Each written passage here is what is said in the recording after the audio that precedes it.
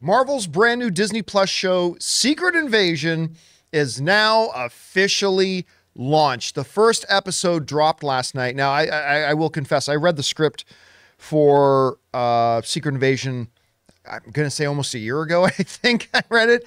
And I've been kind of excited. The script is really good. I've been saying this for a while. The script for Secret Invasion is really solid.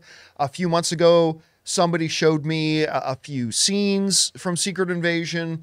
I liked what I saw. Now, there have been many times that I have read some scripts to movies before they came out where I thought the scripts were great, and then the movie would come out. It's like, yeah, that's the same movie, but the movie didn't turn out so great. So how would Secret Invasion do? Well, I'll tell you what.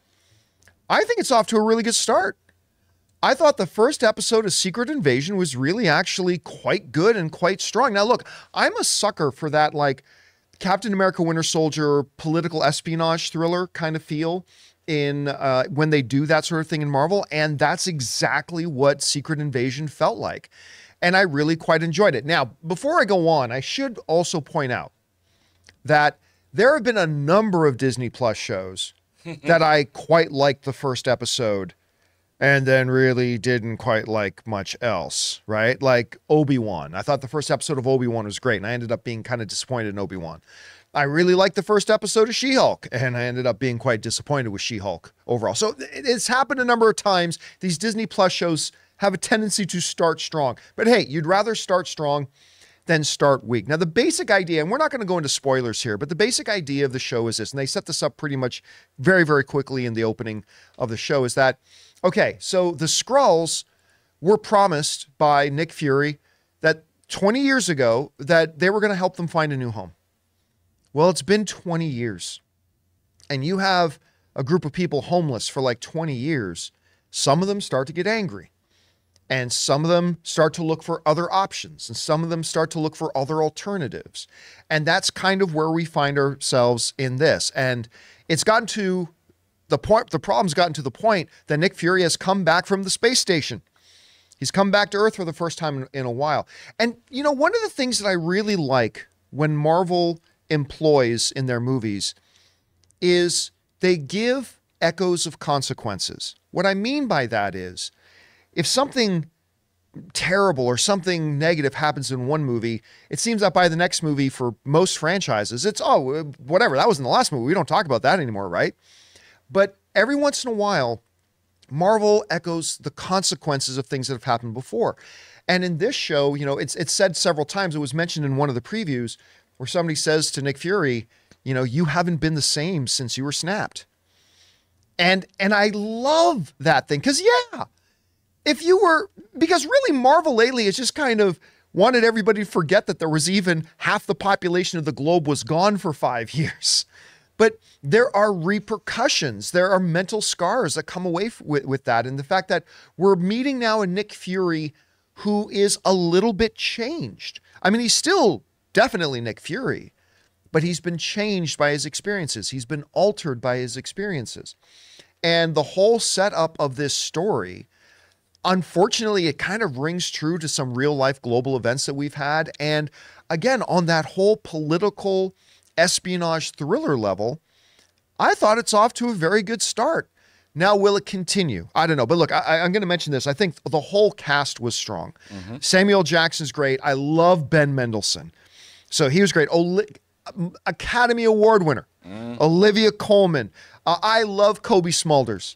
I've loved her in the MCU since the day she showed up in the first Avengers. Emilia Clarke, the mother of dragons. I thought she was... How is it that Emilia Clarke looks younger and younger every year? Like, I swear to God, she looks like she could have played a teenager in this show, at any rate. So, yeah, I thought it's off to a pretty strong start. Now, Ray, you did see this episode. I know political espionage thriller is not exactly your kind of subgenre, no. But I am curious, like, for an average fan's point of view, like, did you enjoy the first episode? Yeah. Are you intrigued? Yeah, it's great. It had me, I know when it ended, I was like, that's it. And that's really a good sign for me, at least, when the show ends. That's it? Well, I want to see what happens. You know what I mean? When you get that. So that's the show's job for me, is to make me want to watch the next episode, and it did fine. Where I see I'm going to start getting mad at is I'm going to start thinking everyone is a Skrull. And I'm gonna that's the whole idea. I'm gonna be wrong every time, and I'm gonna hate someone when I shouldn't, and I'm gonna like someone when I shouldn't. See the guy on the bus? Yeah, Skrull. You know, because there's scenes where like, this is not a spoiler, but Nick Fury's walking around, and I'm just there. I was like, what's he walking around? You know, what's that person or that person? Because it's just strange. Like, it gives you an eerie sense that well, it's supposed to make you feel paranoid and alone. Audience member. Yes, isolated, alone, paranoid. Can't trust anybody. You know, watch your back, and that's the whole setting. It feels like that. It gives you like this this tense feeling, like what's gonna happen? Someone's gonna get me. I don't know. It started strong, so I'm looking forward to the next episode. And again, I should reiterate one more time.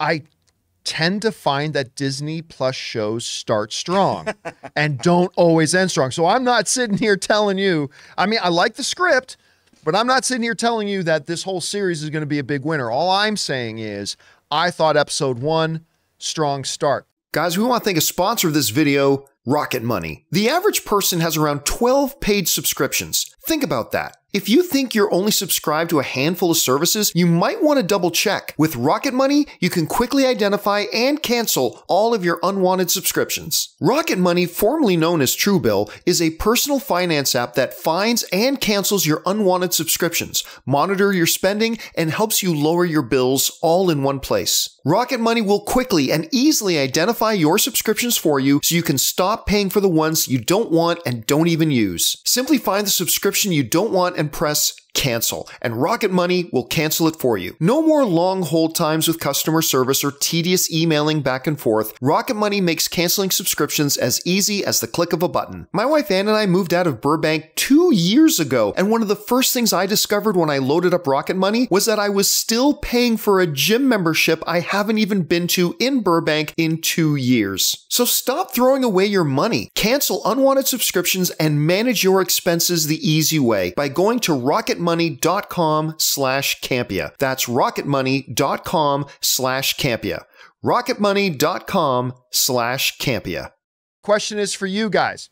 What did you think about the first episode of Marvel's Secret Invasion on Disney Plus? Did you have a chance to watch it yet? If so, did you like it? Did you think it was off to a good start? Maybe you were disappointed by it. Maybe you thought it was a little bit lackluster.